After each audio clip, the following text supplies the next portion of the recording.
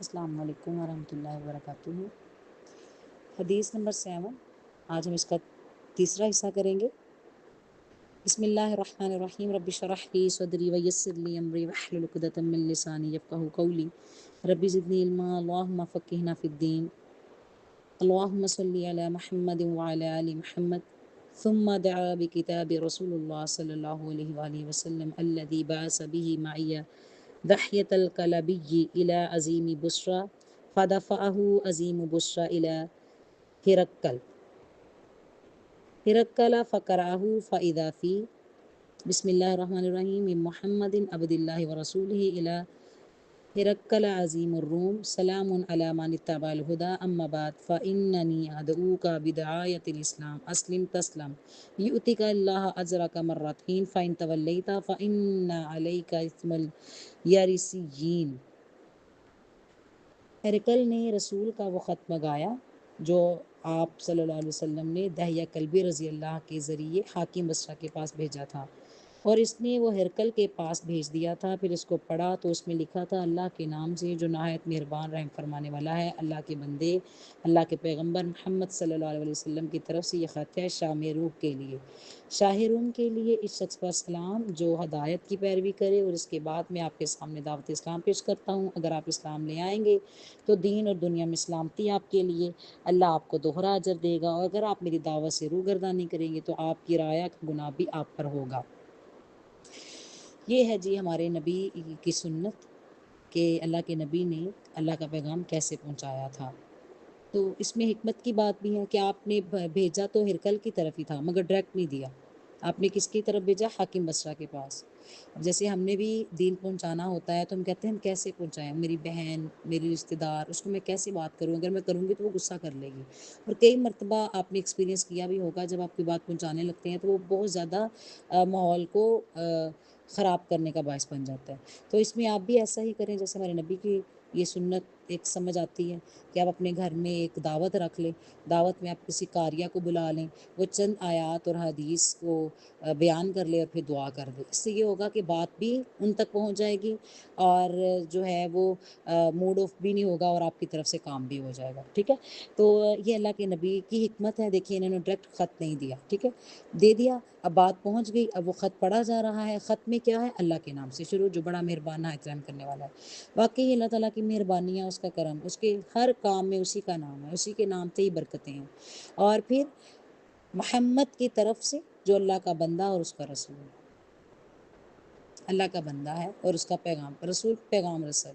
اور کس کو دیا جا رہا ہے یہ خط؟ عظیم ترین روم کا بادشاہ ہرقل، یہ ہے خود کو اللہ کا بندہ اور اس کا رسول کہہ رہے ہیں۔ عاجزی دیکھیے الحمدللہ ہمارے نبی کی کہ میں اللہ کا بندہ اور اس کا رسول، اور دوسرے کو عظیم ترین نام سے پکارا جا رہا ہے جس سے وہ راضی ہو جائے۔ ہمارے ہاں کیا ہوتا ہے، اپنی نام وری تو بہت کی جاتی ہے، بلکہ دوسرے کو نیچا کیا جاتا ہے۔ تو یہ دین کا طریقہ نہیں ہے، یعنی دین جو ہمیں سکھاتا ہے وہ نہیں۔ بلکہ افسوس کی بات تو یہ تب بھی آتی ہے کہ جب جو لیڈ کر رہے ہوتے ہیں دین کو، یعنی لیڈر ہوتے ہیں، وہی آپس میں ایک دوسرے کو نیچا گرانا شروع کر دیتے ہیں کہ وہ ایسا ہے اور ایسا ہے۔ ایسا نہیں ہونا چاہیے، ایک دوسرے کو عزت دینا ہی ہمارے نبی کی سنت ہے۔ اللہ کے نبی دیکھیں کتنی عزت دے رہے ہیں۔ عزت دیں گے تبھی تو محبت بڑھے گی، تبھی تو اسلام پھیلے گا، تبھی تو وہ کچھ سنے گا۔ اور وہ دیکھیے پھر بات کتنی پیاری کہہ رہے ہیں کہ اسلام ہوگا آپ پر اگر آپ اس کی پیروی کر لیں گے تو سلامتی ہیں، سلامتی ہیں۔ اور پھر اگر آپ پیروی کر لیں گے اس کی، اس دعوت کی جو میں آپ کو دے رہا ہوں، سلامتی ہوگی آپ پر، سلامت رہ جائیں گے آپ۔ جیسے خوشخبری دی جاتی ہے نا، جیسے ہم بھی کیوں حدیث پڑھ رہے ہیں، خوشخبری ہے ہمارے لیے، اللہ کے نبی نے دعا کی۔ اور پھر جو بھی ہم عمل کریں گے نبی کے عین مطابق، اسے عبادت سمجھا جائے گا، چاہے وہ ہمارا اپنا ہی کام کیوں نہ ہو، اپنا کھانا، اپنا سونا، اپنا رہنا۔ اور ان کو کیا خوشخبری دی جا رہی ہے یہاں؟ یؤتک اللہ اجرا کا مرتين، دوہرا اجر آپ کو دیا جائے گا۔ ایک جو اس وقت آپ اپنی کتاب پر ایمان لائے ہو، دوسرا جو ہمارے نبی صلی اللہ علیہ وسلم پر ایمان لاؤ گے، لا الہ الا اللہ محمد رسول اللہ۔ اور یہ خوشخبری ہمیں بھی دی گئی ہے۔ ہمیں کتنا اجر دیا جائے گا؟ نیت کرنے پہ پورا اجر، ایک کام کرنے کا، عمل کرنے کا اجر۔ اور اگر ہم عمل کر لیں گے تو پھر 10 مرتبہ خوشخبری تو ہمیں بھی ہے. جیسے 5 نمازیں پڑھنے کا اجر 50 ہے، قرآن کا 1 حرف پڑھنے کا اجر 10 نیکیاں ہیں. تو پھر اگر آپ خوشخبری سنتے ہیں تو خود بخود کام کرنے کو دل کرتا ہے، خود بخود ہی کام آسان لگنے لگتا ہے، کیونکہ اللہ نے اجر رکھا ہے نا. اس لیے تو قرآن میں اتنی مرتبہ خوشخبری ہے، جنات تجری من تحتها الانہار ہم فیہا خالدون. جہاں خوشخبری ہے وہاں عمل نہ کرنے پر سزا کی بھی وعید ہے. بتایا گیا فَإِن تَوَلَّيْتُمْ فَإِنَّ عَلَيْكَ اسْمُ الْيَرِسِيِّينَ. اگر آپ منہ پھیر لو گے، نہیں بات مانو گے تو گناہ ہوگا، اور ان کا بھی گناہ ہوگا جو آپ کو دیکھ کے گناہ کریں گے، آپ کی عوام، کیونکہ بادشاہ تھا نا. اور یہی بات ہمیں بھی بتائی گئی ہے. اگر ہم عمل نہیں کرتے، ہمیں دیکھ کے ہمارے بچے، ہمارے فیملی ممبر یا ہمارے ہمسائے اسی گناہ میں مبتلا رہتے ہیں، تو اپنا تو گناہ ہے اور ان کا بھی ہے. قرآن مجید کی آیات میں بھی ہے کہ وہ لوگ فرمائیں گے اللہ سے کہ اللہ انہیں دوہرا عذاب دیں، تو وہ خود بھی جہنم میں ہوں گے. یعنی وہ اللہ سے چیخو پکار کر کے کہہ رہے ہوں گے، تو اللہ تعالیٰ فرمائیں گے ان کے لیے بھی دوہرا عذاب ہے، تو تمہارے لیے بھی دوہرا عذاب ہے، کیونکہ اگر تم نے ان کو دیکھ کے کام کیا ہے گناہ کا، تو تمہیں دیکھ کے بھی تو کسی نے کیا ہے. اور اس میں سب سے اہم بات اپنی اولاد ہے. اپنی اولاد جو ہے وہ اتنی نفرت کرے گی ان ماں باپ سے جنہوں نے انہیں اللہ کے طرف نہیں ثابت رکھا، پیروی کرنی نہیں سکھائی. کیونکہ حدیث ہے کہ ہر انسان فطرت الاسلام پہ پیدا ہوتا ہے، اس کے ماں باپ ہوتے ہیں جو اسے عیسائی، یہودی، مجوسی یا مسلم بناتے ہیں. تو پھر جو جس چیز کا اونر ہوتا ہے نا، اس پر جو کام کرنے والے ہوتے ہیں، اونر پر گناہ جائے گا اگر کام کرنے والے غلط کام کر رہے ہیں گناہ پر. کیونکہ اونر اس بات کو رکھتا ہے کہ وہ قوانین سنت کے مطابق رکھے یا نہ. جیسے اسکول کے قوانین، جیسے پاکستان میں جو بھی قانون ہے، ٹیکس کو ہی آپ دیکھ لیں، تو اب اس لیڈر کو تو گناہ ہے ہی ہے، اور اس کا بھی گناہ ہوگا جو اس کی عوام کرے گی، اور عوام کو بھی گناہ ہوگا، یہ نہیں کہ ان کو نہیں ہوگا، عوام نہ کرے. اب یہ جو ہرکل ایمان لے آتا ہے، اس کے پیچھے اس کی عوام تھی وہ بھی ایمان لے آتی. ہوتا بھی یہی ہے کہ جب کوئی لیڈر ایمان لے کے آتا ہے نا، تو پیچھے کم والے لوگ بھی ایمان لے آتے ہیں. قرآن مجید میں اللہ فرماتے ہیں جب میں کسی قوم کو برباد کرنے کا ارادہ رکھتا ہوں تو اس کے جو لوگ ہوتے ہیں مضبوط طاقت میں، مال میں، ان کو وہ بھٹک جاتے ہیں، تو باقی لوگ بھی اس کو فالو کرنے لگتے ہیں. پھر اگر تم منہ پھیر لو گے تو تمہارے اوپر تمہارا گناہ تو ہے ہی ہے، تمہاری عوام ہے اس کا بھی گناہ ہے. اس لیے آپ اگر بڑے ہیں اپنے گھر میں تو پھر سمجھیں کہ آپ پر زیادہ ذمہ داری ہے اب، کیونکہ آپ کسی کی ماں ہیں، کسی کی پھپھو ہیں، تائی ہیں، چاچی ہیں، خالہ ہیں، اور اگر دادی نانی، تو آپ کوئی تو انسان اپنی طاقت رکھتا ہے نا کہیں پر. جب ماں باپ بن جاتے ہیں تو آف کورس بچے تابع ہو جاتے ہیں اپنے ماں باپ کی. آپ بچپن سے آپ نے اسکول بھیجا تو بچے گئے ہیں، آپ کھلاتے ہیں تو وہ کھاتے ہیں، آپ اچھا پہناتے ہیں تو وہ پہنتے ہیں. ماں باپ نہ دے بچے کہاں سے لیں؟ آپ اچھا رہیں تاکہ آپ کو دیکھ کے باقی بھی اچھے رہیں. پھر اللہ فرماتے ہیں قرآن مجید میں سورۃ آل عمران میں، یا اہل الکتاب تعالوا الی کلمات سواء بیننا وبینکم اللہ نعبد الا اللہ ولا نشرک به شیئا ولا يتخذ بعضنا بعضا اربابا من دون اللہ فإن تولوا فقولوا اشهدوا بأننا مسلمون. کہ آؤ ایک ایسی بات پر جو ہمارے اور تمہارے درمیان ایک ہے، اور یہ کہ ہم اللہ کے سوا کسی کی عبادت نہ کریں، کسی کو شریک نہ ٹھہرائیں، اور نہ ہم میں سے کوئی کسی کو خدا کے سوا اپنا خدا بنائے. پھر اگر وہ اہل کتاب اس بات سے منہ پھیر لیں تو مسلمانوں تم ان سے کہہ دو کہ تم مانو یا نہ مانو، ہم تو ایک خدا کی اطاعت کریں گے. ابو سفیان کہتے ہیں جب ہرکل نے یہ جو کچھ کہنا تھا کہہ دیا، یعنی وہ اتنی پیاری بات یہ ہمارے نبی نے بتائی، اور وہ پڑھی جا رہی ہے. ایک بات پر آؤ نا، ایک بات کیا ہے کہ اللہ کو تو مانتے ہیں، اللہ ایک ہے، اللہ کے برابر کوئی نہیں ہے، اسی کے فرما بردار ہونا ہے، اسی کے تابع ہونا ہے. مسلمان ہوتے ہیں فرما برداری، سر تسلیم خم کرنا. اب ہم بھی ایسے ہی ایک بات پر آئیں، مگر ہمارے تو اتنے گروہ بن گئے ہیں کہ دین عام ہونے کی بجائے، آسان ہونے کی بجائے مشکل ہو گیا. سب اپنے اپنے فرقے میں خوش ہیں. تو اس پر نا عدی بن حاتم نے کہا تھا کہ ہم پر الزام ہے کہ ہم نے لوگوں کو خدا بنایا ہوا، جبکہ ہم نے تو لوگوں کو خدا نہیں بنایا. تو اللہ کے نبی نے ان سے فرمایا کہ کیا تمہاری امام، جو جنہیں تم امام کہتے ہو، وہ تمہیں جس بات کا حکم دے تم وہ بات کر لیتے ہو، اور جس بات سے منع کرے تم رک جاتے ہو، کیا تم ایسا نہیں کرتے؟ تو انہوں نے کہا ہم ایسا ہی کرتے ہیں. تو ایسے ہی رب بنانا ہوتا ہے۔ آپ دیکھیں کہ جب آپ سن رہے ہیں، جیسے ہمارے نبی سے ہم بات سنتے ہیں تو ہم نبی سے سن رہے ہیں، مگر حکم تو اللہ کا ہے۔ اب یہ جو آیات تھی حضرت عیسیٰ پر آتی ہیں کہ عیسائیوں کو کہو آؤ ایک بات کی طرف، تو عیسیٰ علیہ السلام نے تو اللہ کی عبادت کا حکم دیا تھا، اپنی عبادت کا نہیں، بلکہ یہ کہا تھا میں بھی اسی کی عبادت کرتا ہوں۔ اب میں آپ کو ایک بات بتا رہی ہوں تو میں آپ کو اللہ اور اس کے نبی کی بات بتا رہی ہوں، میں اپنی بات نہیں بتا رہی۔ تو امام سے بات سننی ہے اللہ اور اس کے رسول کی، امام کی بات نہیں سننی۔ یہاں پر آپ ہائی لائٹ کر لیں، لکھ لیں کہ زیادہ تر یہ دیکھا جاتا ہے کہ لوگ امام ہی کو خدا بنا لیتے ہیں۔ بات ہم کہہ رہے ہوتے ہیں نا وہ بھی کر رہا ہے، اچھا وہ ٹھیک ہی ہوگا کیونکہ اس نے کرنی ہے۔ انسان ہے، غلطی ہو سکتی ہے۔ ہم نے تو ہمارے لیے ایک ہی بہترین نمونہ ہے، وہ کیا ہے؟ ہمارے نبی صلی اللہ علیہ وسلم۔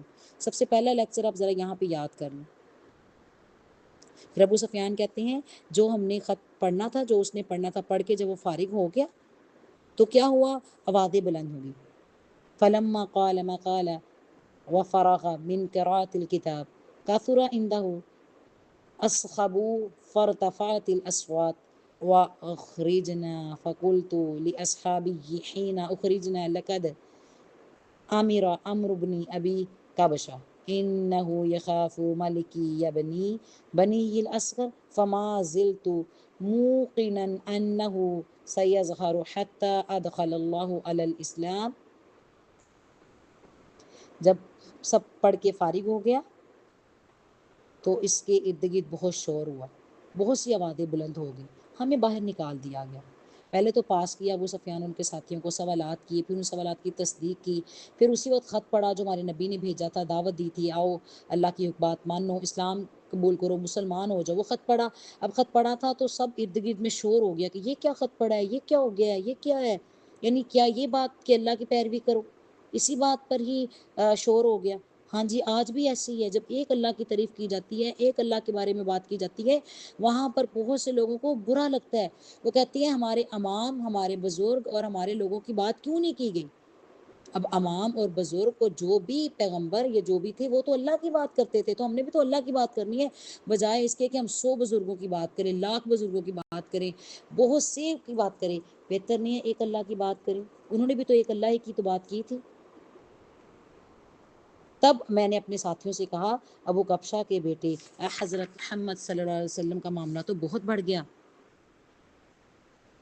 کیونکہ وہ بھی تو ان کے دشمنی میں آئے ہوئے تھے نا۔ 10 سال کا جو معاہدہ ایک دشمنی پر کیا گیا تھا، صلح حدیبیہ، تو انہوں نے کہا اس کو تو بڑی عزت حاصل ہو گئی۔ اور ابو کبشہ جو اس وقت نام لیا گیا تھا اس کی وجہ کیا تھی؟ اس کی وجہ یہ تھی کہ مشہور نہیں تھے نا، تو اس کا نام لیا جاتا تھا جو مشہور نہیں ہوتا تھا، تاکہ پتہ چلے کہ یہ ایمی سا ہے۔ کیسے؟ دیکھیں نا عبداللہ کا نام لے سکتے تھے، نہیں لیا یہاں پر۔ ابو کبشہ جو ہے نا رضائی باپ تھے، باپ کے باپ یعنی دادا میں۔ خیر یہاں پر ایک بات جو ہمارے لیے زیادہ اہم ہے وہ یہ کہ شور و غل کیوں ہو گیا؟ حق سن کے، جبکہ اللہ کی بات سن کے تو خاموشی ہونی چاہیے۔ بات دل مانے نہ مانے، دماغ مانے نہ مانے، اللہ کا حکم ہے ٹھیک ہے، مگر اللہ کا حکم آنے کے باوجود جب آوازیں بلند ہوں، سوچے پھر اس قوم کو اللہ کیا ہدایت دیں گے، کیا خیر ملے گی اس قوم کو؟ پھر آپ آگے دیکھیں گے کیا خیر ملی تھی ان کو۔ وَكَانَ ابْنُ أَنْتَ، یہ ہے نا جو ایک اناطور صاحب الیا وحرکل، یہاں اس فک نام لکھا ہوا ہے، یہاں پڑھے گی بھی ایسے، پادری اس کا مطلب ہے نا، اس کو فون۔ یہ ہوا کہ وہیں پر ابھی ایک بات مکمل ہوئی تھی، انہوں نے کہا کہ یہ تو پھر کامیاب ہو گئے۔ اب یہ ابو سفیان اس وقت جو بھی ایمان نہیں لائے تھے، دشمن تو وہ بھی تھے، اور ہرکل بھی تھا وہ بھی ایمان نہیں لایا تھا، بات وہ بھی کر رہا تھا۔ خط آ گیا، خط بھی پڑھ لیا انہوں نے، خط پڑھ لیا۔ اب انہوں نے کیا کیا ابو سفیان نے یہاں پر، وہ کہنے لگا کہ میں پھر ایمان لے آیا۔ مجھے اس بات کا یقین ہو گیا ہے کہ ان قریب ہمارے نبی جو ہیں محمد صلی اللہ علیہ وسلم غالب آ جائیں گے، یہاں تک کہ اللہ نے انہیں مسلمان کر دیا۔ ابن نتور الیا حاکم ہرکل شام کے نصارہ کا پادری تھا، وہ بیان کرتا ہے کہ ایک وقت ایسا ہوا کہ ہرکل جب الیا آیا ایک دن صبح کو، الیا کہتے ہیں بیت اللہ، حدیث سے ہمیں پتہ چلتا ہے، مگر ہمیں تو مکہ، بیت المقدس، بیت اللہ، یہ جو ہم نام پڑھ رہے ہوتے ہیں، مگر حدیث میں یہاں الیا ہے، شاید آپ نے کل بھی غور کیا ہوگا۔ ایک دن صبح کو تو پریشان اٹھا، اس کے درباروں نے دریافت کیا اس سے، آج ہم آپ کو بڑے ہی پریشان پا رہے ہیں۔ فقال بعض بطارقته قد استنقرنا حيتك قال ابن اناطور وكان هرقل حذاء ينظر في النجوم، اور جو ہرکل تھا اسے نجومی میں پوری مہارت حاصل تھی، اس نے اپنے ہم نشینوں کو بتایا کہ میں نے آج رات ستاروں پہ نظر ڈالی تو میں نے دیکھا ختنہ کرنے والوں کا بادشاہ ہمارے ملک پر غالب آ گیا ہے۔ ہاں جی، یہ ایک علم ہے، مگر ہمارے دین میں منع ہے، اللہ نے کیا۔ جیسے پہلے پارے میں آتا ہے نا، ہاروت و ماروت دو فرشتے اترے جادو سکھاتے تھے، تو اللہ نے فرمایا جادو ان سے نہ سیکھو، فائدہ تھوڑا تھا نقصان زیادہ تھا، ایسے ہی یہ علم منع ہے، بس اللہ تعالیٰ زیادہ جانتے ہیں، اللہ نے منع کیا ہے۔ دیکھو کہ ایک بات ہمیں علم نجوم سیکھیں، کل کیا ہوگا یہ بات ہم پتہ چل جائے، اور ہم ایک چیز کی ہم کوشش کر رہے ہوں اور ہمیں پتہ ہے کہ ملنی نہیں تو ہم کوشش ہی نہ کریں، جبکہ جنت میں تو یہ ہے کہ آپ کو ایک وہ کام آپ کا مکمل نہیں بھی ہوا نا، آپ نے کوشش کی ہے تو کوشش سے ہی اللہ نے اجر دے دینا، تو اللہ نہیں چاہتے کہ ایک انسان کوشش کرنا ہی چھوڑ دے۔ جیسے آپ دیکھو کہ ہم نے یہ کورس شروع کیا ہے اور یہ ہو کہ پتہ چلے میرا تو یہ کورس مکمل ہی نہیں ہوگا اور میں تو فوت ہو جاؤں گی، مطلب کچھ ایسے کچھ نشانات مل جائیں نجومی کے پاس جا کے ہم کچھ علامتیں نکال لیں، تو یہ بات تو آپ چھوڑیں گے، تو جبکہ ہمیں تو کوشش پر ہی اجر ہے، اگر ہم اس طرح علم حاصل کرتے کرتے فوت ہو جاتے ہیں تو ہم تو شہیدوں میں شامل ہیں۔ تو اللہ تعالیٰ نے یہ بات منع کی ہے کہ ہم میں کوئی نہ سیکھے۔ اب یہاں بھی دیکھو کہ بڑی عجیب سی بات اس نے نکالی ہے، ختنہ کرنے والا غالب آ گیا، دیکھو کس نے ختنہ کی ہوا ہے، تو لوگوں نے بتایا کہ یہاں پہ جو ختنہ کرنے والے لوگ ہیں وہ تو یہودی ہیں، تو یہودیوں کو ایسا کرو کہ سلطنت کے تمام شہروں میں حکم لکھ دو کہ انہیں جہاں بھی ہے وہ سب قتل کر دو، کیونکہ یہ ایک بادشاہ تھا، بادشاہ ایک دوسرے کی بات کو مانتے تھے، بادشاہوں کی عزت ہوتی تھی، باقی عوام غلام اس کو تو کچھ سمجھا ہی نہیں جاتا تھا۔ یہ تو اسلام آیا ہے تو اسلام نے غلام کو عزتیں دی ہیں، عورت کو دی ہے، کمزور کو، سب اللہ نے بتایا، کسی کالے کو، کسی گورے پر، کسی عربی اجمی کو، کسی پر کوئی فوقیت حاصل نہیں ہے سوائے اللہ اس سے کہ کوئی اللہ سے ڈرے، تقوی اختیار کرے۔ پھر جب یہ بات میں ابھی مشغول ہی تھے تو ہرکل کے پاس ایک آدمی اور لایا گیا، یعنی ابھی آپ دیکھیں سچویشن پہ سچویشن کیسے آ رہی ہے، ایک ابھی ابو سفیان سے بات ہو رہی ہے، پھر ہرکل اپنی تصدیق بتا رہا ہے، ہاں میں نے کہا ٹھیک ہے ایسے ہے ایسے، اگر یہ سچا ہے تو پھر یہ سچا ہی نبی ہے، یہ زمین تک کامیابی حاصل کر لے گا جہاں ہم ہیں۔ پھر خط لے کے پڑھتے ہیں، خط میں بھی وہ باتیں ہوتی ہیں کہ اللہ کی عبادت کرو، پھر خط کے بعد شور ہو جاتا ہے دربار میں، باقیوں کو نکال دیا جاتا ہے، وہاں ابو سفیان جو ہوتا ہے وہ بھی تصدیق کر لیتا ہے کہ یہ تو بھی کامیابی لے کے ہی رہے گا بندہ جس سے ہم نے دشمنی لی ہوئی ہے، تو ہم اس سے بیعت کر لیتے ہیں، یعنی ہم ایمان لے آتے ہیں، تو وہ مسلمان ہو گئے، فتح مکہ کے دور پہ مسلمان ہوئے تھے نا ابو سفیان۔ پھر آپ دیکھو کہ اب یہ ہوا کہ اسی وقت ایک اور آدمی آ گیا، اس نے کیا کیا، اس نے یہ کہا کہ یہ جو باتیں تم کر رہے ہو، جیسے شاہ غسان نے بھیجا تھا اور اس کے حالات بیان کیے تھے، جب ہرکل نے سارے حالات سن لیے تو کہا یہ جا کر دیکھو تو اسی ختنہ کیے ہوا آدمی ہے، یعنی اس نے آ کے بتایا کہ وہ ایک نبی آیا، وہ ایک آدمی آیا ہوا ہے اور وہ ساری یہ باتیں بتا رہا ہے۔ انہوں نے کہا یہ پھر اسی کی علامتیں لگتی ہیں، جاؤ دیکھو اس کا ختنہ ہوا ہے، تو اس نے آ کے بتایا کہ ہاں بھی ختنہ ہوا ہے۔ تب ہرکل نے کہا یہ وہی ہے محمد صلی اللہ علیہ وسلم اس امت کے بادشاہ جو پیدا ہو چکے۔ پھر اس نے اپنے ایک دوست کو رومیوں کا خط لکھ کے بھیجا، وہ بھی علم نجوم میں ہرکل کی طرح ہی تھا، پھر وہاں سے بھی ہرکل ہمس میں چلا گیا، ابھی ہم سے ہی نکلا نہیں تھا تو اس کے دوست نے خط کا جواب دے دیا، یعنی اللہ تعالیٰ نے حق پہنچایا، جیسے اللہ فرماتے ہیں نا میں تب تک کسی انسان کو موت نہیں دیتا جب تک کہ حق نہ پہنچ جائے، تاکہ کوئی یہ نہ کہ اللہ جی ہمیں تو کوئی بتانے والا آیا ہی نہیں، جیسے ہمارے پاس بھی بتانے والے آگے لکھی ہوئی کتابیں آ گئی ہیں، ہر گلی میں ہر جگہ پہ مساجد مدارس موجود ہیں، کاریاں معلم موجود ہیں، پاس جا کے پڑھ لو، پاس نہیں پڑھ سکتے تو اپنے گھر بلا کے ان سے ہم پڑھ لیتے ہیں، گھر نہیں بلایا تو آن لائن ہم پڑھ لیتے ہیں، کوئی صبح نہیں جا سکتا تو سیکنڈ ٹائم پڑھ سکتا ہے، سیکنڈ ٹائم نہیں تو ہفتے میں ایک دفعہ پڑھ سکتا ہے، ہفتے میں ایک دفعہ نہیں تو مہینے میں ایک دفعہ، مطلب ہر ایک طریقہ ہمارے پاس موجود ہے پڑھنے کا۔